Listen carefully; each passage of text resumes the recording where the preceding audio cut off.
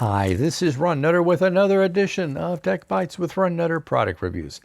Today we're looking at the UniFi Lite 8-port Gigabit PoE Plus compliant managed switch. Now if that isn't a mouthful, I don't know what is. And 3 things you need to know. Now this one, and this is thing number 1, out of 8 ports, you only have 4 ports with PoE. Now, why do you need to worry about PoE? Well, number 1, if you're driving this as a part of the Ubiquiti Protect system, and that's how you typically will power your cameras, depending on the particular model. The other thing is the Ubiquiti Cloud Key should need one of those ports, because when you get the Cloud Key, it doesn't come with a power supply. So you'll want to make sure of that. And so we've kind of almost already covered thing number 2. And you can power devices such as a IP phone, a Cloud Key, a Ubiquiti camera, but only on those 4 ports, and you're still going to have to watch how much your power draw is, because if it's, say, it's a 65 watt, I don't have the numbers right in front of me, you want to make sure you're not pushing. The standard rule with anything is, you don't push it more than 80% of what it's rated, because sometimes stuff will happen.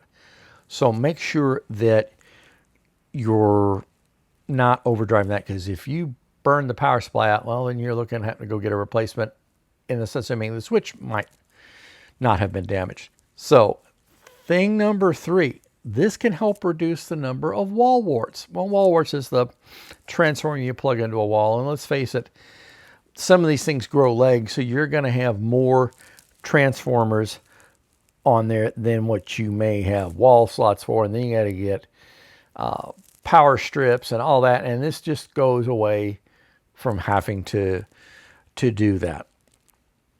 Now, thing number 4, and this is a bonus item, this can be managed by the Cloud Key or other controllers, but you're going to have a Cloud Key to really you're going to have a controller to manage this, because it's something has to tell the switch how it's configured, what you want to do, what features you're looking at, and so on. So take a look at this one. This is something I think you're going to be very interested in working with, because especially if you're putting up a Cloud Key, it's got to get plugged into a PoE port somewhere, and if you don't have one handy, well, you don't have an option really of putting a power supply in. So you're going to have, this is an ideal switch for using those situations when you want to have just the Cloud Key and maybe a camera or 2 on it. But take a look at this one. Go over the statistics, make sure you're not going to be overdrawing power on it, and then think about getting one. I think you'll be very pleased with it.